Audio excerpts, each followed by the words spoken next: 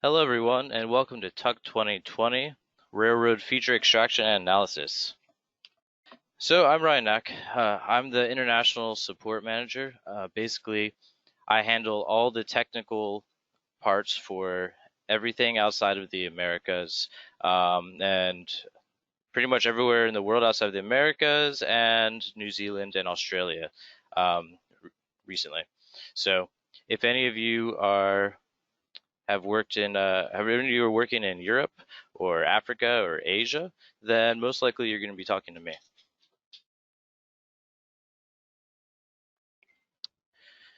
So, kind of sucks that we have to meet this way. This is TUC 2019 from last year. We had hundreds of attendees, great presentations, and honestly, a lot of fun. We had go-kart racing. We played putt-putt golf into giant holes and all sorts of games and arcades that we didn't get to have this year. We had a lot of fun stuff planned for you, so please come and sign up to come here next year. It's definitely going to be worth it. So why is rail extraction so important, especially when it comes to TopoDOT? With TopoDOT, you can rapidly and accurately extract rail faster than any competitor software I've seen. You can also create detailed analysis reports on the gauge, slope, grade, and several other reports. And you can also use the point cloud for things like detecting the lowest clearings and identifying potential collisions and a lot more. We'll be going over a lot of that shortly. So you may have seen some of the other presentations by my other colleagues. I set up something a little bit different. I'm not going to be doing a fully live presentation. Since I created a video that goes over in depth how to do each one of these segments. It starts with a few slides kind of talking about some of the settings and what they do, and the important ones at least. I don't go into every single one of them. And then I walk you through step by step how you're going to do this, because I want you to see how you're going to be able to actually extract rail by the end of this. And obviously, you're not going to remember it all right away, but these videos are going to be online, and I hope that they give you a really comprehensive walkthrough on how to do it yourself. There's going to be two videos with 5 segments each, and in between, I'm going to have a round of questions. So if there's anything that you want to ask me, then I can answer there. I can also hop into some live demonstrations if you have anything specific that I need to show you. All sorts of good stuff. In this segment, we're going to learn how to create a rail template. Specifically, how to create a rail template from its original rail design profile. That is a CAD model of the design of the rail that you're working on. We're going to discuss how to create full and half templates and when to use them, as well as the proper use of voids. For those of you unfamiliar with the template tools and templates, I would like to go over some definitions.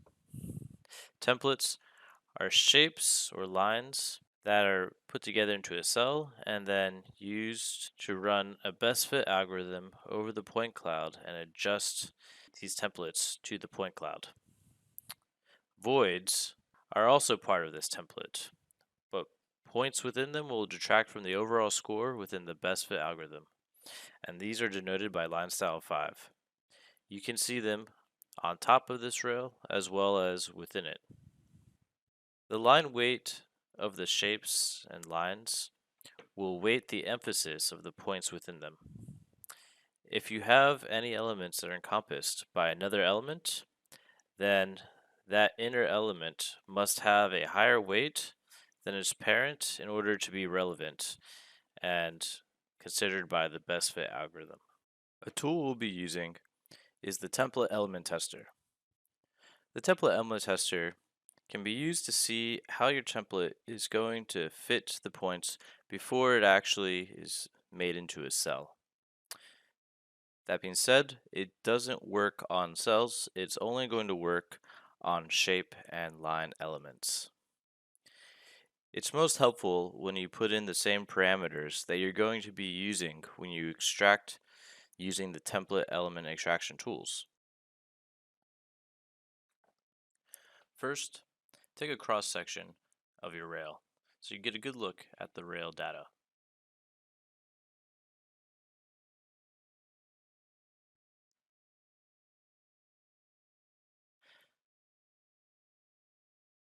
Next, you're going to want to get a rail design profile that accurately represents the rails that you're working on. We have a few rail design profile samples within TopoDOT under cells. In this case, the 115 pound per yard sample fits. This is not an exhaustive list, so please make sure that you get one that actually fits the rail data that you're working on. Place the rail cell so that the line goes through the center of the data. Next, we're going to be placing the template break lines on the inner and outer parts of the rail. Using the rail design profile, we can place it exactly so that it lines up with the sides and with the top of the rail.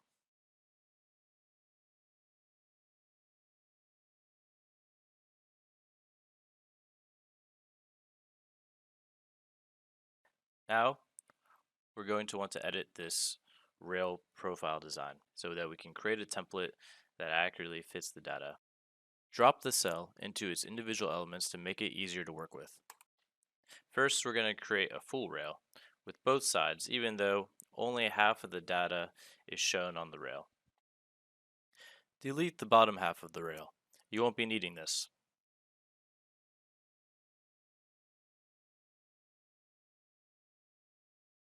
Once you've deleted this, you can join it together by using the Create Continuous Element tool. This is so that you can copy and parallel this line. By right-clicking, you can choose to copy and parallel.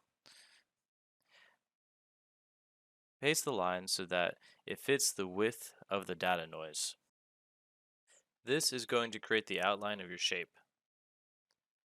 There's many ways to make a shape, but I use the copy parallel because it's easiest to create a void on the inside of the rail, which we'll do later on. Close the ends of your rail shape.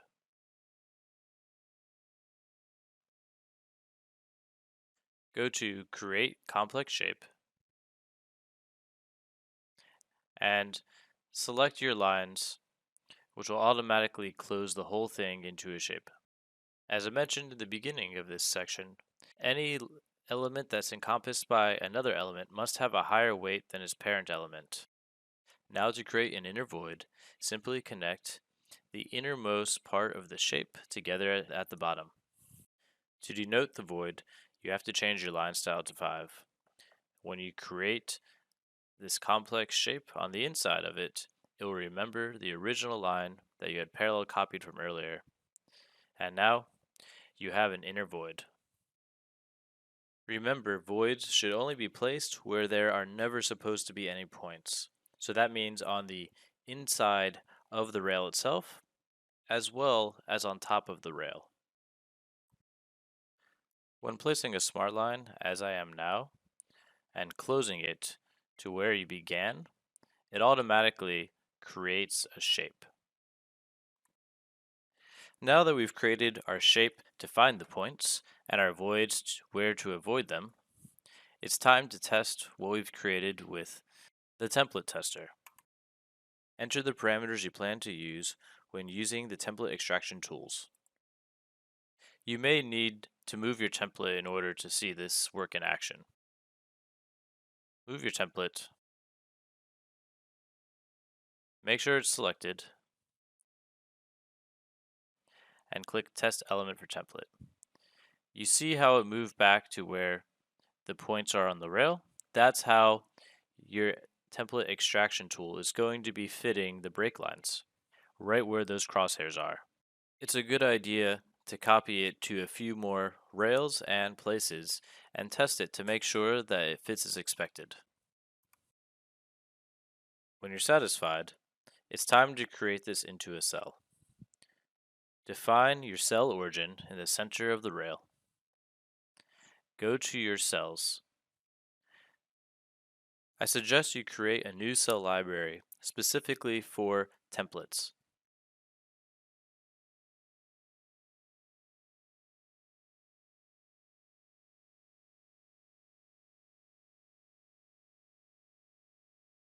Once you've created your new cell library, make sure your whole template is selected and no other elements outside of it are. Click the New Cell button in the top left-hand corner and name it Full Rail. You've now completed creating a full rail cell. This type of rail template should be used if the data is even on both sides of the rail, or if the data switches between both sides of the rail. This specifically happens in terrestrial scanning of rail lines. However, in most mobile data, there's only data on one side of the rail, so you want your template to reflect that. It's a good idea to have both. So that's why I started you with the full rail, and it's only a few simple steps to edit it to the half rail. First, drop your rail shape element to its individual elements. I'm moving the inner void outside of the template just for a little bit while I edit the rest of the shape. This just makes things easier, and you can trust me, it's going to make your life easier too. Now, you can go ahead and break and then delete the parts of the rail shape that you don't need. I'm going to leave the voids intact as they were because there still shouldn't be any points in the places that they're going to be. If this is different on your data, then you should adjust them appropriately. Notice that I'm leaving the template break lines where they are. These should not change place.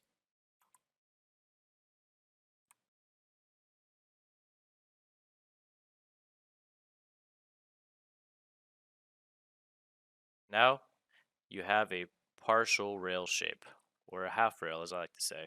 You can move the inner void back to its original place. The last thing that we need to do before we create a cell is to test it.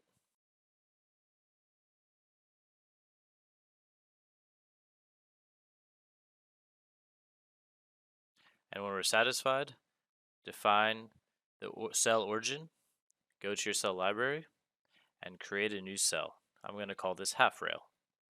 And now we're finished creating rail templates. You can delete the elements afterwards, they're saved in the cell library.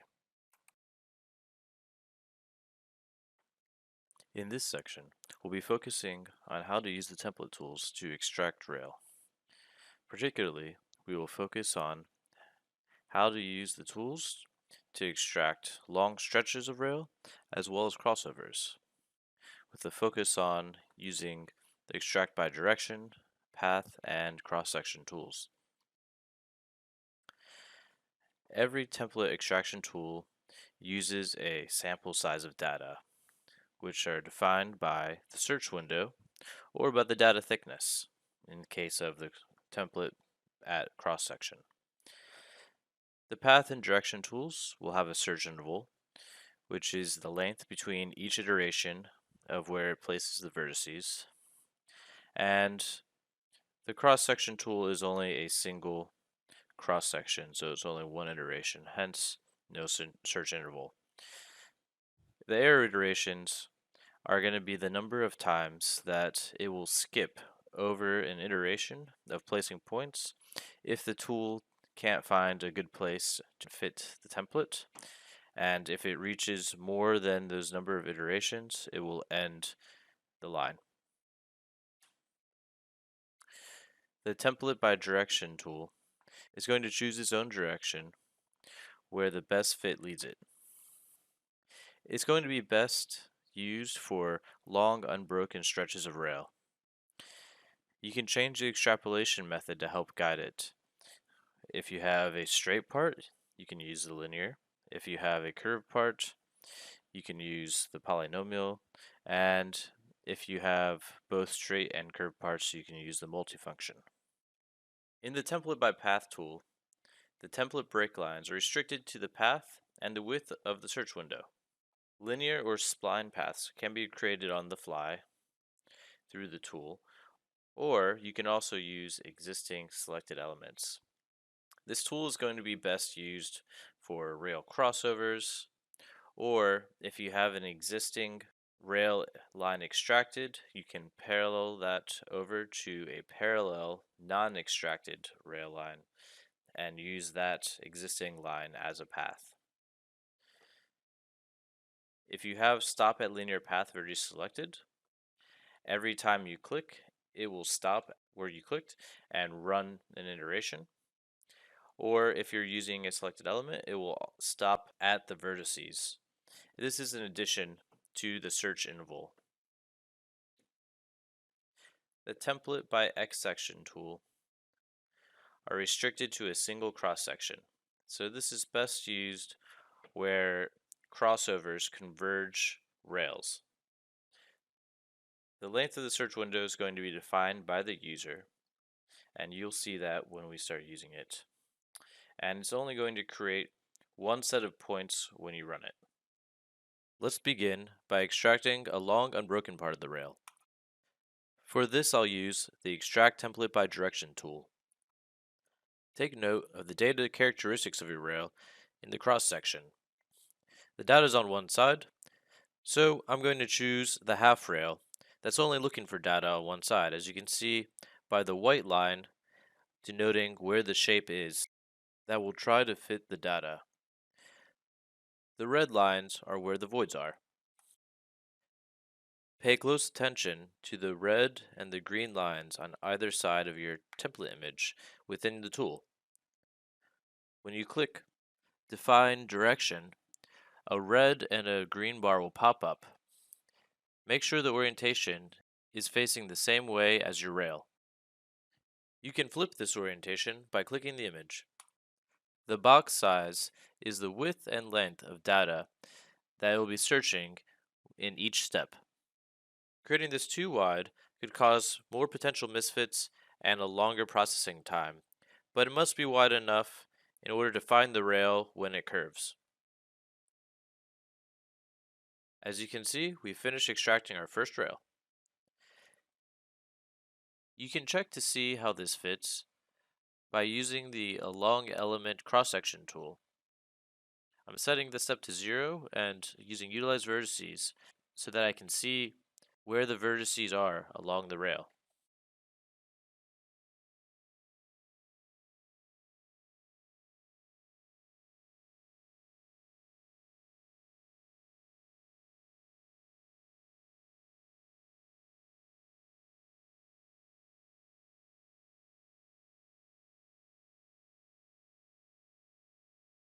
Now, I'm going to parallel copy the rail line that I just extracted over to its sibling rail.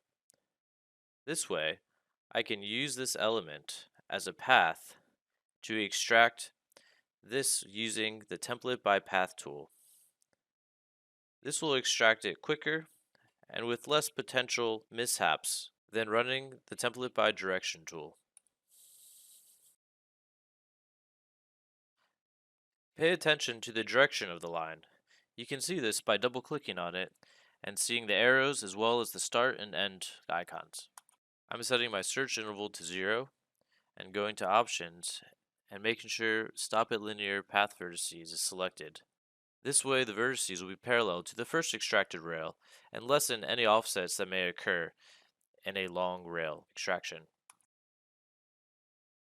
A tip when using the cross-section along element tool is to keep the selected lines highlighted so that you can see them in the cross-section.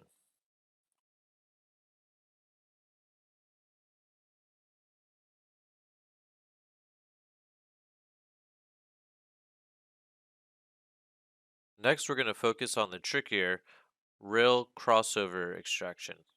I find it helps to look at this from an isometric view, so you can see exactly what's happening along the rails.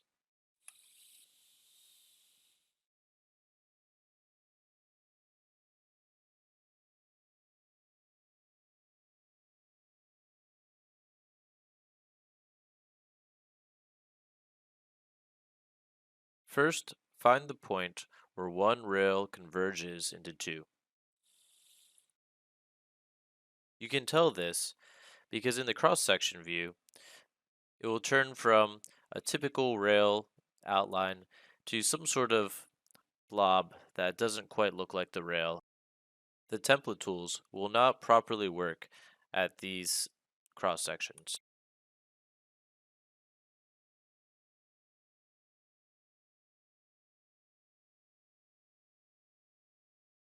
Now that I've found where the rail convergence begins, I'm going to run the template by cross section tool. This will place points that we'll use later.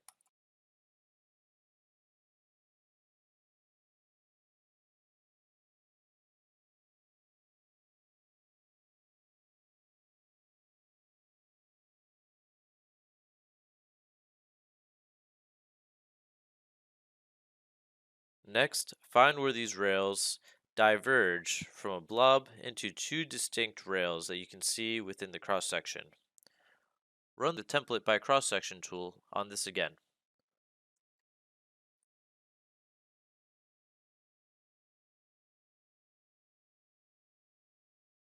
Now we're ready to run the template by path tool.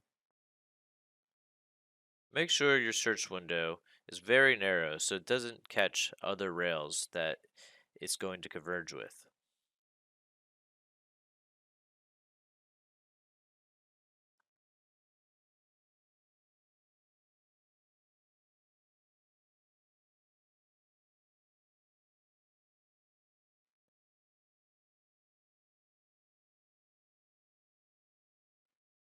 Trace the rail path from top view as close as you can to the next intersection with the other rails.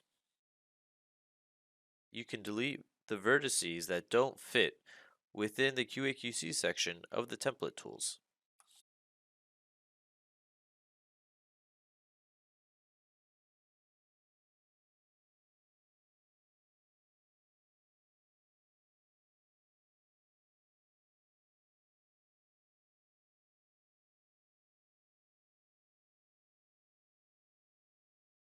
I'm using my cross section by element tool to double check that it fits as expected.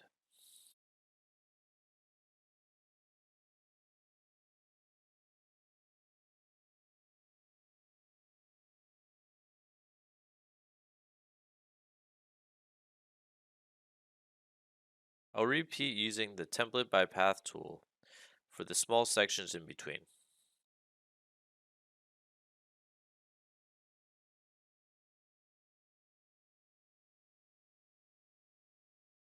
I can go back and fix the parts that don't fit afterwards.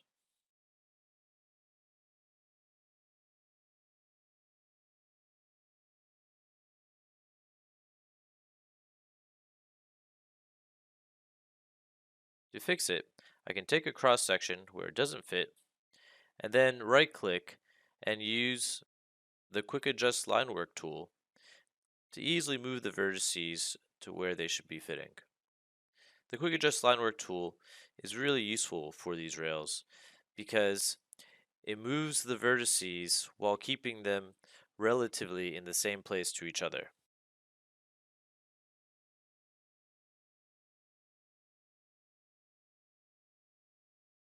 I'm going to double check a few more of the vertices along my rail lines and make sure that everything is fitting as expected, and fix anything that's not.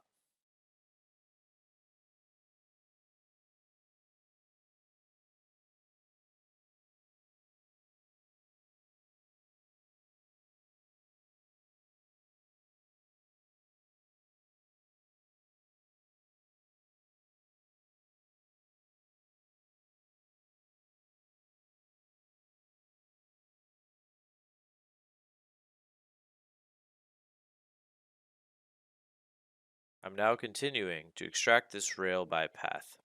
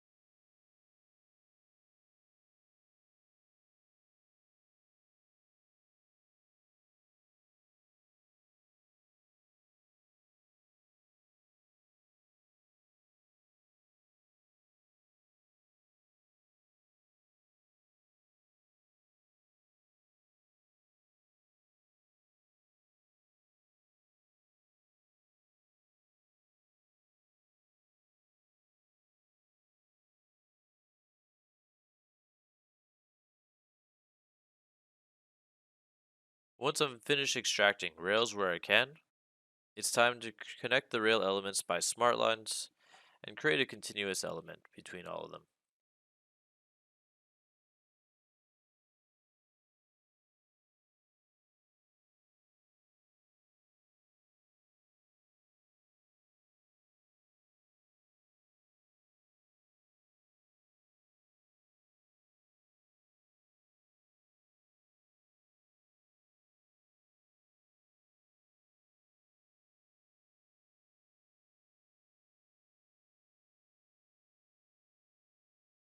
Be sure to extend these rail elements to the points that we first extracted.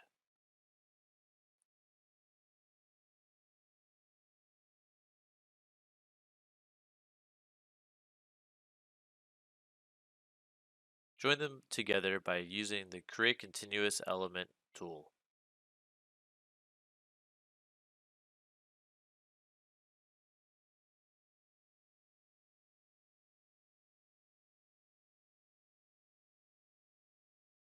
If you'd like to smooth it out, you can use the Smart B-Spline tool. This is going to allow you to turn this line into a B-spline and then fasten it back into a line string. This may add vertices, giving it a curve that may fit the rail better.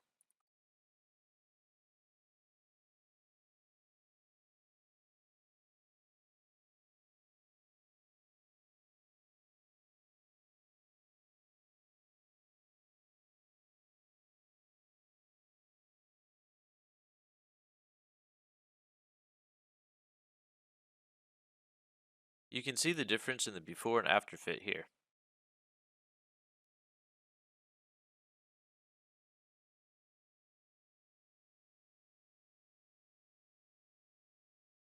For rail crossovers with many rail lines, I suggest using the same tool as much as you can and then moving on to the next one, such as using the Extract Template by Path tool on all these rails where you can.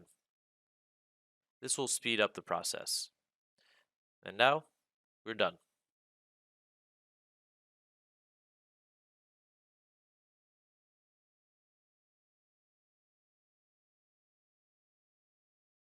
In this section, I'll be showing you how to run Rail QAQC, centerline extraction, and gauge slope analysis. All these processes are intertwined, so it only makes sense to combine them all into one section. In this section, you're going to learn how to check individual rail cross sections quickly, as well as quickly adjust to line work, extract center lines, use the slope from lines analysis tool to quickly find spikes in the rail data, and once you've corrected any misfits, you can run the same report again, which can be used as a gauge, cross slope, and grade report. The centerline extraction tool allows you to create a center line quickly between two rail lines. Within the extraction options, set the vertex spacing to your desired rail interval length. Then set this to adjust element vertices. This is going to adjust the vertices of both the rail lines so that they're evenly spaced and perpendicular. Rail QAQC is intertwined with the Slope by Lines tool. The slope analysis tool is going to let you easily find any spikes in the data, which is going to point towards a misfit from the template tools. And once these anomalies are fixed, you can run this tool again, and you'll have a slope/gauge report that you can give to your clients. Step 1, you're going to want to select the level that you want to be analyzed in priority lane line levels. You don't have to worry about the auxiliary line levels. If you're using rail lines that have both the inner and outer rail lines, make sure that you set them to different levels so that it doesn't accidentally grab the wrong one. In this case, I changed the inner rail lines to the level rail width, while the outer rail lines are still kept as the level rail. You can change this back later. This is just something that you need to do when you run this on a certain rail. In step 2, you can set the thresholds for grade, crossslope, and width. For rail projects, you should find what the gauge is supposed to be, as well as what the acceptable limits are, and you can set those offsets here. It's going to be the same for grade and crossslope, except those will start at 0, and you can input what the thresholds are as you wish, as well as customize the colors. In step 3, you're going to use the center line tool, and then you're going to choose that center line as your stationing element. Make sure you set your step to 0. This is because we want to only stop at the vertices, which we're going to choose that option in the next step. The left and right parameters are going to allow you to limit how far the tool looks before it stops looking for anything under the level that you selected in step 1. So if you have multiple rail lines, input this so that it doesn't go beyond the rail lines you're trying to analyze. There's several options in the advanced tab, but I outlined in red what the most important ones are. If your station doesn't start at 0 along this rail, then you can offset it by typing in the stationing offset parameter here. Depending on the precision that you need, you can type in the number of decimal places that you would like in the precision box. If you'd like the grade to be shown, make sure you have plot grade selected. Make sure you have force vertices selected. This is what I was referring to in step 3, where I set the step to 0. Also make sure you have Create Excel spreadsheet on. This will create the spreadsheet so that you can quickly see in a graph form how everything fits and if there are any spikes that you need to go back and look at. You can see these spikes here, circled in red. You'll also have crossslope and grade graphs. After the misfits are corrected, you can go ahead and delete these Excel reports as well as the elements created by the first run and the center line. Rerun the center line on the newly fixed rail lines and rerun the report, and this report will be your final report for your slope and gauge analysis. Here you can see we already have some rail lines extracted, so now we're going to create a center line. Select my first line, second line. I make sure the vertex spacing is to what I want, and I set it to adjust element vertices. Now my center line is created, and all the vertices line up. Keep in mind, I haven't run any QAQC on these rail lines, so any misfits are going to be reflected in the center line. I've changed the level of my inner rails to rail width just temporarily so that the slope from lines tool doesn't get confused with the outer rail elements. You can see I've already selected rail width as my priority level. In step 2, I already have my grade and cross slope thresholds selected. In the width, you can see that I input the gauge of 4.72 feet and parameters of plus or minus 2 to 3 hundredths of a foot. Select your center line and use this as the stationing element. I set my step to 0 because I want to make sure that it only analyzes it along the vertices that are perpendicular to the rail vertices.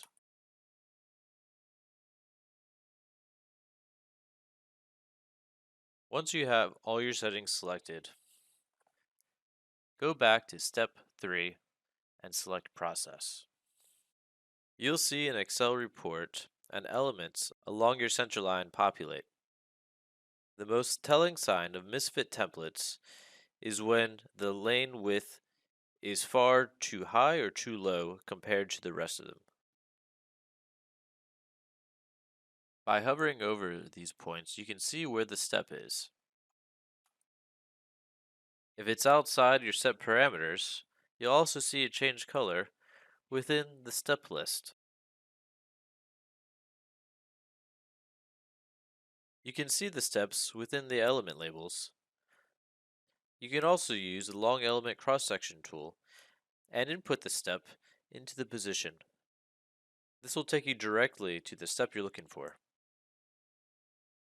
If it needs to be fixed, you can go ahead and delete the analysis elements. These are not dynamic and will not change as you move them. Go ahead and fix your rail lines using the Quick Adjust tool.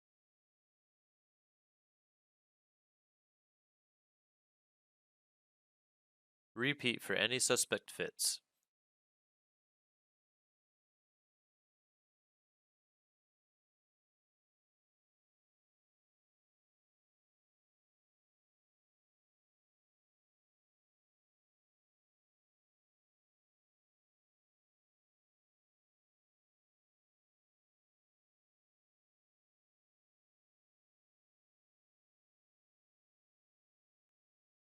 When you're satisfied everything has been corrected, you can go ahead and delete the center line as well as the elements from the analysis tool. Create a new center line from the newly corrected rail lines. Now, run the slope analysis tool again.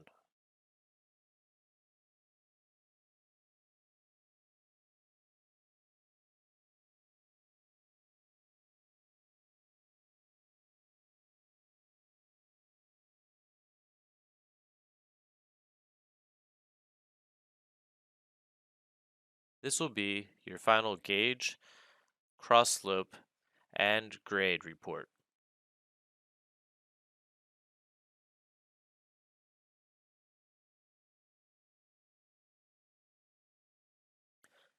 In this section, we're going to extract the rail ballast using the existing rail lines and repurposing the road extraction tool.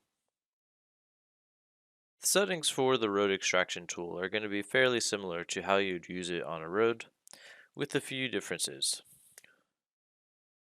First, set your width to what your maximum desired terrain extraction will be. This can go beyond any break lines that you may have. Use the key point setting and set the parameter to the maximum distance you wish to have between extracted points and the data. You're going to select a rail or center line as your guideline.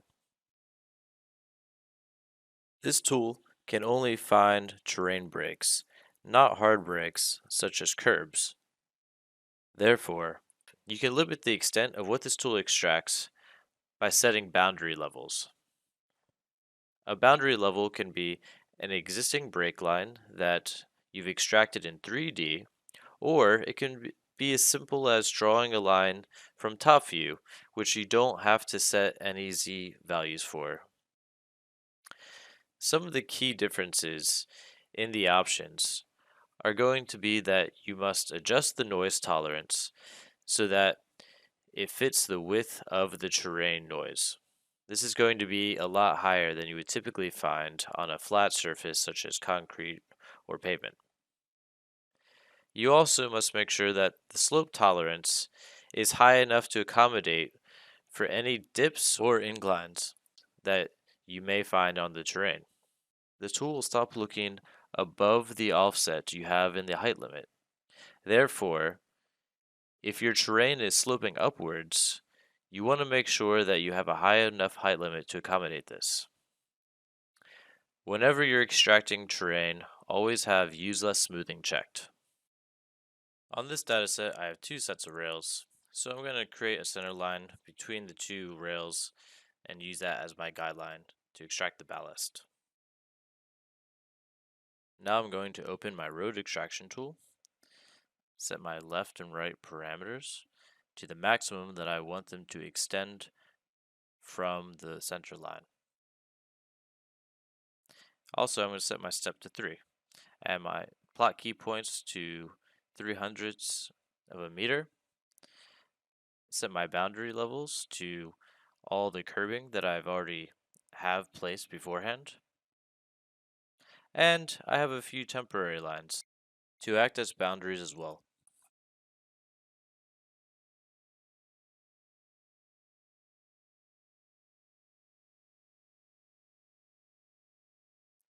In view 2, I can see the cross section of the data that the tool will be looking at.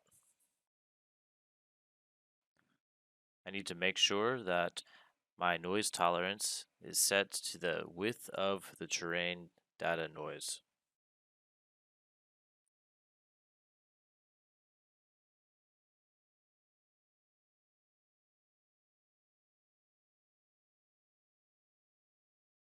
Before running the tool across the entire guideline, it's a good idea to test it by clicking the Section button.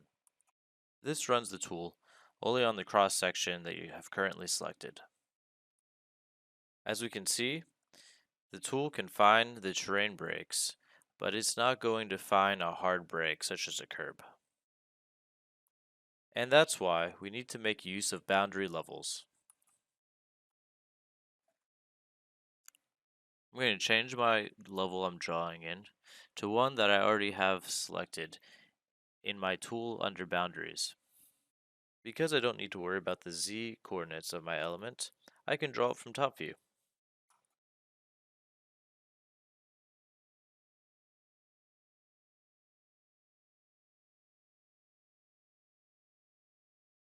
You may notice that the rails themselves trigger breaks in the terrain when you don't want them to. We can solve this by classifying the data around the rail by creating a shape that fits the rail data inside of it, and then using the existing rail line to classify the data inside the shape along the rail element path.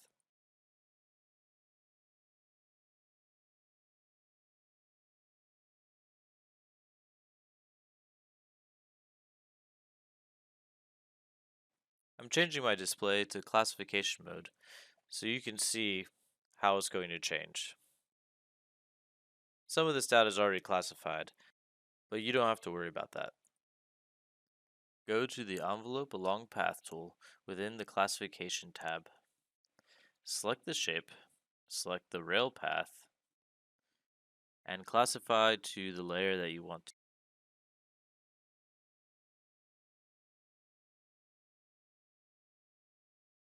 You can see the rail data is now classified in red.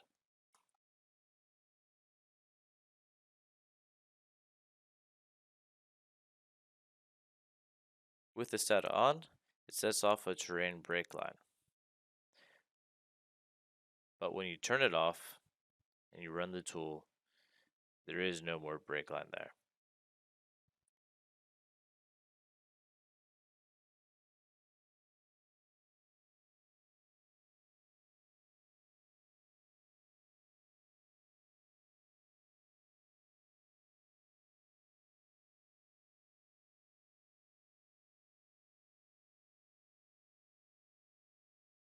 Now that I'm satisfied with my settings, my boundaries, and my rail data has been classified and I can hide it when I run my tools, I'm going to select Auto across my center line guideline, and it will run this tool at the step distance I set. in this case, every 3 meters.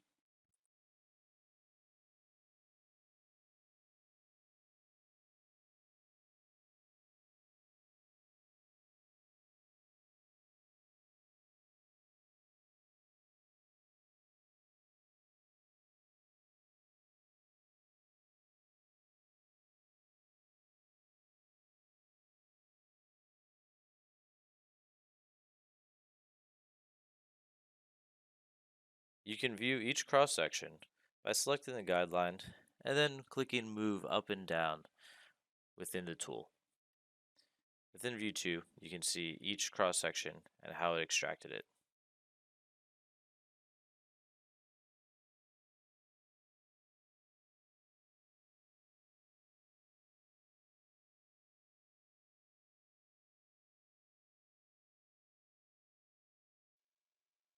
In this section, I'll show you how to use the Vertical Clearance tool to find clearances along your rail. There's no need to classify or extract any wires beforehand. All you need are the rail lines extracted. Some important settings for the vertical clearance to know when using it for rail is that you must set the project type to rail. This allows you to select both inner rail lines as guidelines, so it takes into account the super elevation. You also want to set your vehicle tolerance as high as you can so that you don't get any false positives with things that are too low to be considered part of the clearance analysis. There are several different ways you can plot your clearance elements. I'm going to plot them all, and I'm going to keep them orthogonal to the rail lines, but you can also keep them true vertical, as well as have them along the boundary. In the case of rail, I don't think it's necessary to have the boundaries at all, since trains normally extend outside the boundaries of the rails themselves. I highly suggest that you have clearance top point and clearance text selected. These are going to be very helpful in your DGN when you're looking at the elements and seeing what the clearances are at each interval. You have several color options to color your elements. You can choose a min-max, which will color from the highest to the lowest depending on your color scheme. You can also set minimum and maximum clearances. This will signify a separate color if there's anything that is too low or too high. The side text for these clearance elements is going to be oriented in whichever direction your view 2 is at the time of processing. I always generate an Excel report because that's the easiest way to get an overview and the most useful to pass on to your clients. In the Advanced tab, I highly suggest you turn on noise removal. This is going to get rid of most floating points that may be falsely identified as a clearance. From this cross section, you can see that there are plenty of objects overhead the rails.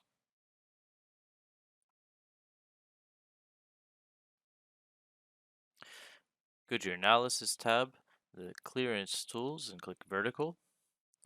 Make sure your project type is set to rail.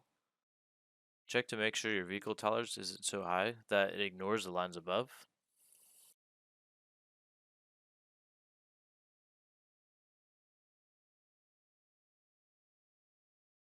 Set your desired plot and coloring options. I'm going to go with the min-max mode for this. And make sure your noise removal is on if you have a lot of floating point noise. With your rail line selected, click Auto, and it's going to automatically run and identify the lowest point in each step.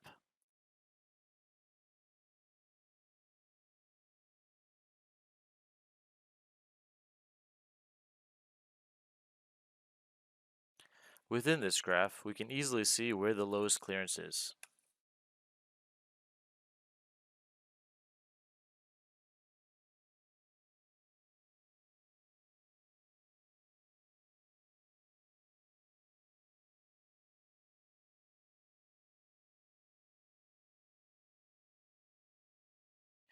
We can also easily identify it because the lowest clearance is going to have a donut-shaped ring on top.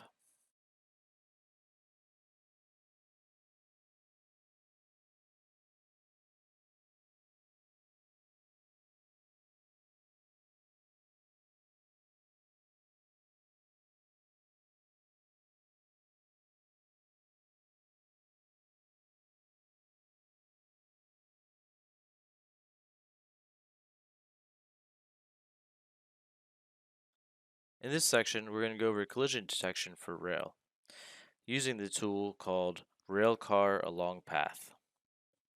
This is going to classify data and locate where and what will collide with a train profile. You can create your own 2D profile, or you can use an existing 3D train car cell. In the Rail Car Along Path tool, you can extract from a profile that you create or a cell. We're going to extract from a profile today. If your profile doesn't have an initial rotation where it's slightly oriented one way or and not straight across, then usually it's a good idea to have keep initial orientation checked. It's important that you have accurate dimensions for your front overhang, back overhang, and wheel spacing.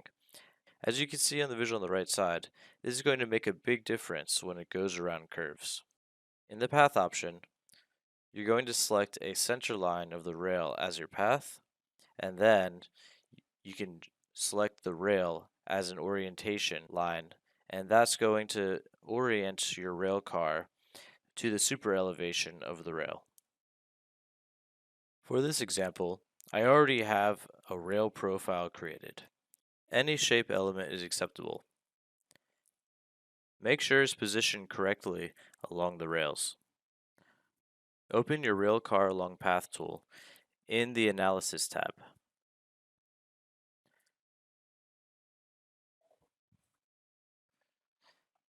Select the center line as your path and a rail line as your orientation. Select the shape and make sure your overhang and spacing parameters are correct. Once you click Process, it's going to classify any data that collides with this rail car into the specified layer.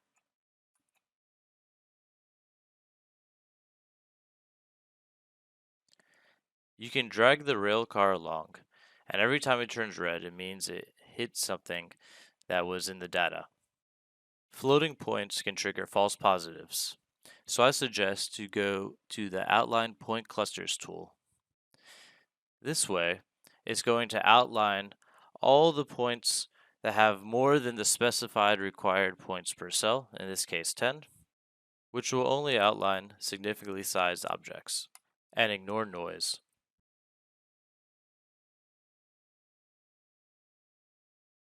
If you click while dragging the rail car along the path, it'll create a car cell so that you can see exactly where it hit.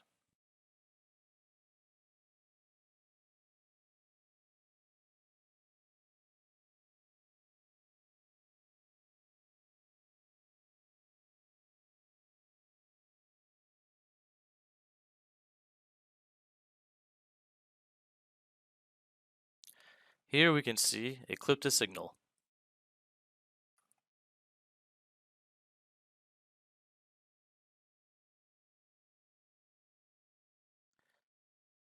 And here it ran into some branches.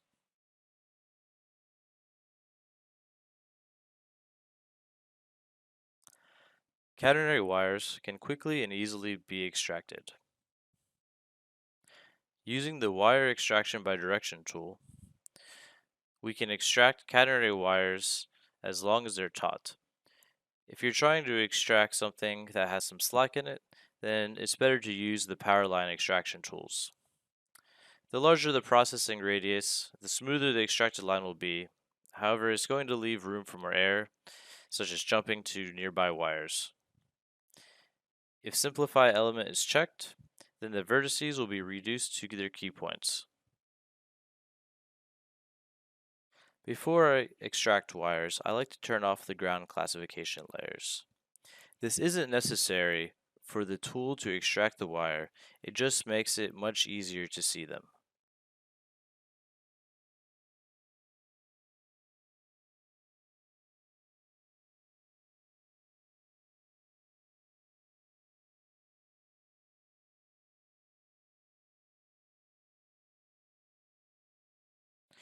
You can find the Wire Extraction by Direction tool under the Extraction tab and in the Rail Tools.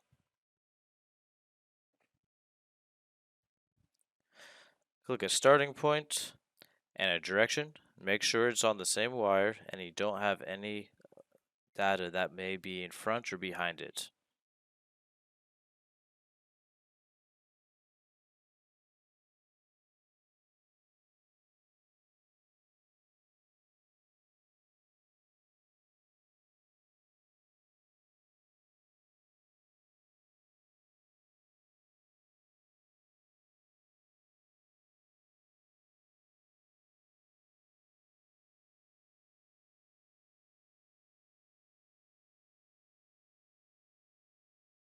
Now, your catenary wire is extracted.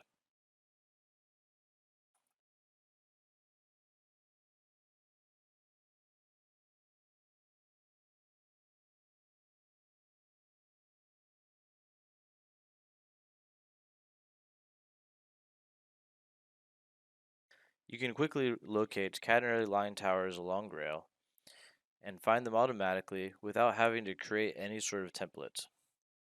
In the Tower Extraction by Path tool, you're going to select an existing rail or center line as a guideline.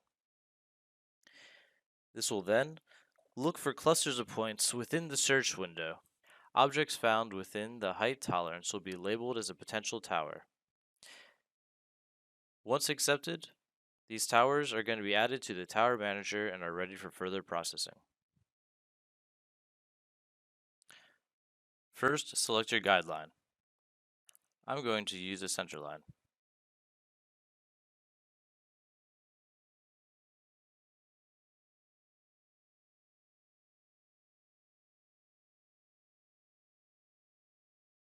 Then, use a section test to adjust your search window appropriately. Make sure the offset, width, and length is going to fit the towers. Also, measure the height of the towers. You want to give it a high enough buffer where it will find all the towers without giving you too many false positives.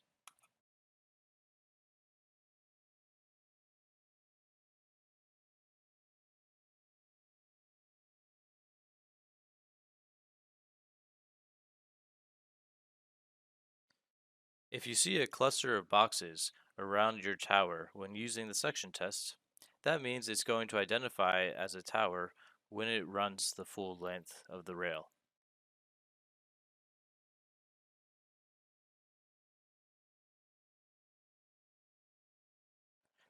It's important to test this on a few locations to make sure that everything is going to work as smoothly as possible.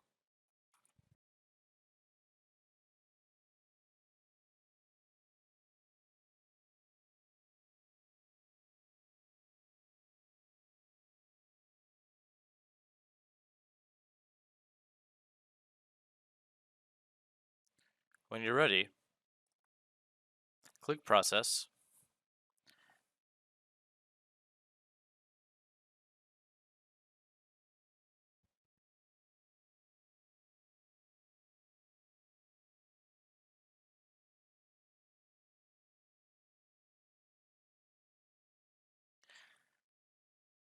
Potential towers will now be denoted by a dot. If you click on these dots, they'll disappear, and if you click in another location along the line, it will add another tower.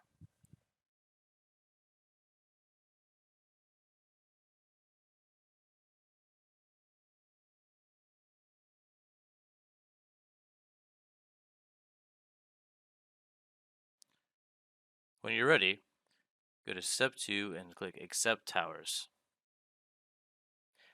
This is going to add all the towers to the Tower Manager, From here, you can export them as location markers, or you can use it to extract power lines. Alright guys, that was the end of the second video. If anyone has any questions that they haven't asked yet, please feel free to ask now.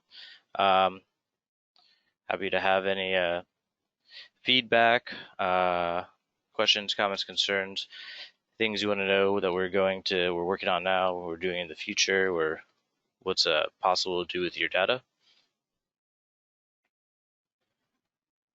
Someone asked, when you're done extracting the wires, can you run a height and stagger report against the center line of the track?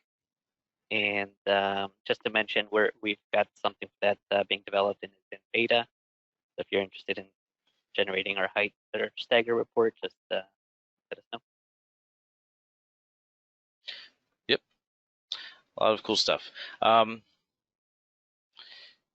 Something that I didn't get to that is in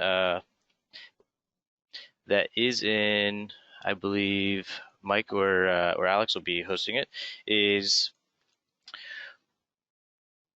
we can do speed and arc. We can do speed advisory where it also finds the arcs and transitions within the rail. It works basically the same for rail versus the road. And I wanted to show it to you today, but I didn't have the right data to really show you. I didn't have any rails with good arcs.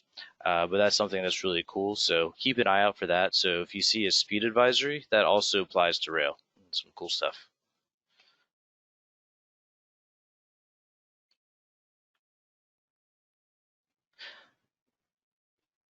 All right. Well, thank you everyone for joining me today. Feel free to contact us if you have any more questions or if you want to get your hands dirty with creating some rail models, then I'm happy to help you out. And hopefully this is going to get you 95% of the way there, and we can help you out with the other few percent.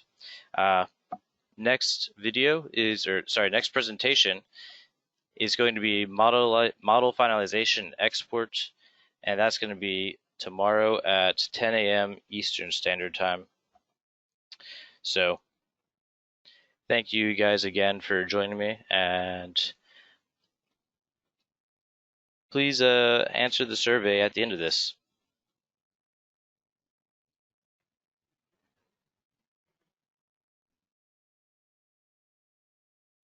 Have a good evening, guys.